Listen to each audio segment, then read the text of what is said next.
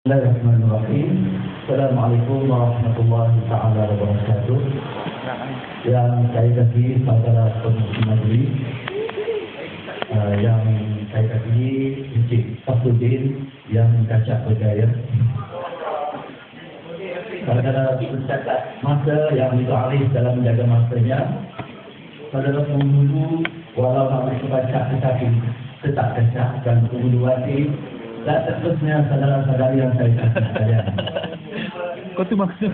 Kalau tidak kerana bulan, masakan bintang terbit tinggi. Kalau tidak kerana pengucapan awam, masakan saya berada di sini. Saudara-saudari yang saya kasih sekalian, pergi berkhusus belajar perintah am, niat di hati, hendak berkawan.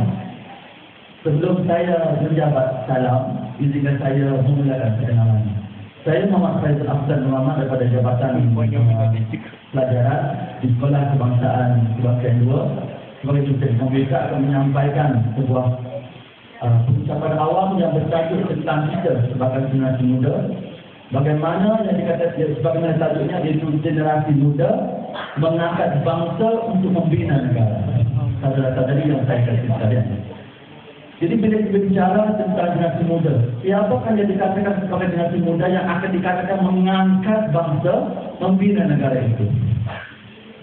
Bila mengingatkan tentang generasi muda ini, saya teringat akan kata-kata Presiden Soekarno daripada Indonesia. Bila bicara tentang generasi muda, sebagaimana dikatakan oleh beliau, berikan aku 100 pemuda biasa, dengan mereka akan menggerakkan gunung Semeru.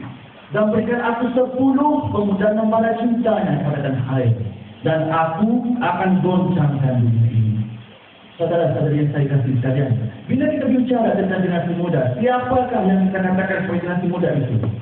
Adakah generasi muda itu terdiri daripada mereka yang bergelandangan di lorong-lorong gelap, menjadi doktor 19 dan akhirnya melanjutkan pelajaran ke pusat berhenti? Atau golongan generasi muda ini dikatakan mereka yang berada di lorong-lorong di jalan lurus, berlumba-lumba bersama mereka, dan atas niat yang sama untuk, kalau kita dalam yang muslim ini, izinkan surah al-mustaqim itu, tunjukkan aku jalan yang lurus. Tapi bagi mereka, ingin mati di jalan lurus dengan berhenti. Atau golongan generasi muda ini dikatakan sebagai generasi yang sekarang sudah memenuhi penjara-penjara pada hari ini, sehingga kerajaan terpaksa mengangkat dana yang cukup besar untuk menampung peluang mereka di sana. Adakah ini yang dikatakan sebagai generasi muda? Ataupun kita? Kita ataupun mereka yang berada di luar sana? Nah, itu persoalannya. Jadi bila kita bicara tentang generasi muda ini, sebenarnya generasi muda itu terdiri pada mereka yang mempunyai 5 perkara asas. Itu yang pertama, mereka mempunyai ilmu yang mantap, kecukupan ilmu. Yang kedua, mempunyai kekuatan rohani atau spiritual yang kukuh. Yang ketiga, yang mempunyai minat silaturahim yang merentas budaya dan merentas kaum. Tak kira, kalau dia orang Melayu, dia perlu merentas silaturahim dia dengan rakan-rakan di kaum Cina dan sebagainya. Yang keempat, kecerdasan fizikal yang mantap. Dan yang kelima, generasi muda ini adalah mereka yang selalu berada di lapangan masyarakat. Saudara-saudari yang saya kasih sekalian, jika kita melihat peredaran masalah-masalah sosial yang berlaku pada hari ini yang melibatkan generasi muda, adakah generasi muda pada hari ini, bila kita melihat masalah sosial yang berlaku, apa kisah-kisah yang berlaku bila generasi muda ini berada di masalah sosial yang saya sebutkan tadi?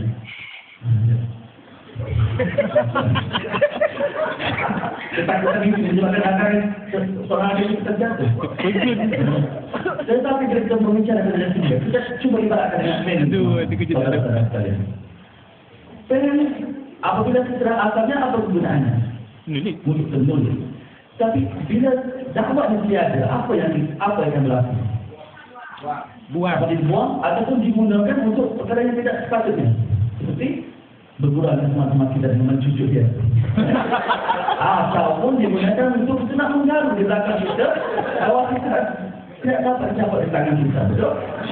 Ya, itu adalah merupakan hutang yang tidak berlaku. Jadi itu digambarkan dengan dinasti muda pada hari ini. Apabila dinasti muda tidak letak di tempat yang sepatutnya, betul? Tidak berlaku apa yang kita teman-teman ya, saudara sekalian. Tak masa sudah pun memberi ya. Bila kita berbicara tentang dinasti muda lagi, saudara-saudara sekalian, kita melihat masalah sosial baru ini menyebabkan di institusi pengajian tinggi ataupun di agensi-agensi kerajaan yang melibatkan pejabat awam, siapa yang lebih aman? Adakah kaum Hawa atau kaum Adam? Adam atau Hawa? Ya, bila kita melihat soal-soal begini, jelas apa yang berlaku adalah berlaku ketidakseimbangan. Itu kaum Hawa lebih ramai daripada kaum lelaki. Saya ingin tanya ke kaum Hawa.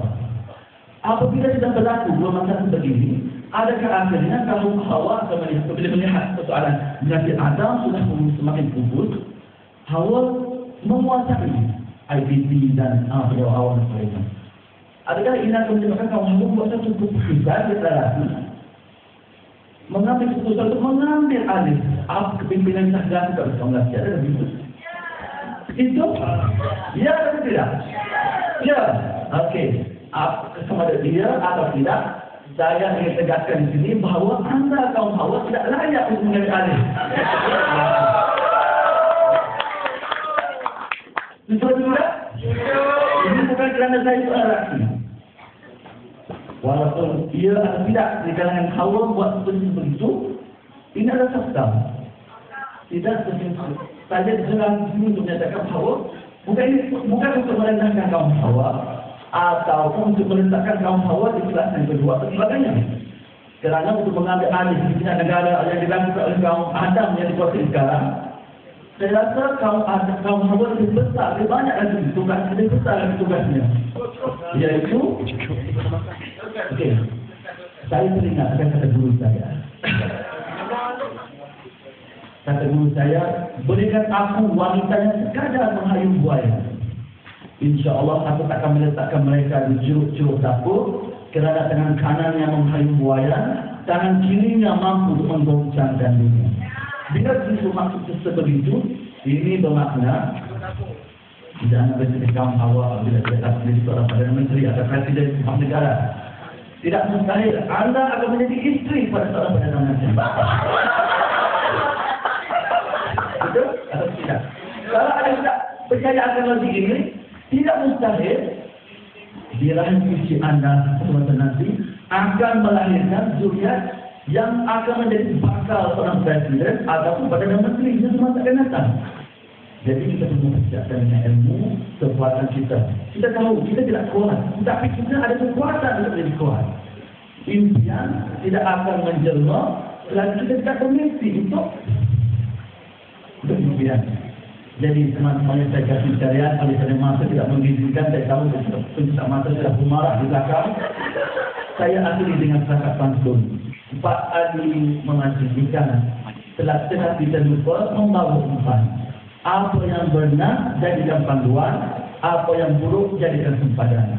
Ketemu kita lagi di bulan impian. Selamat.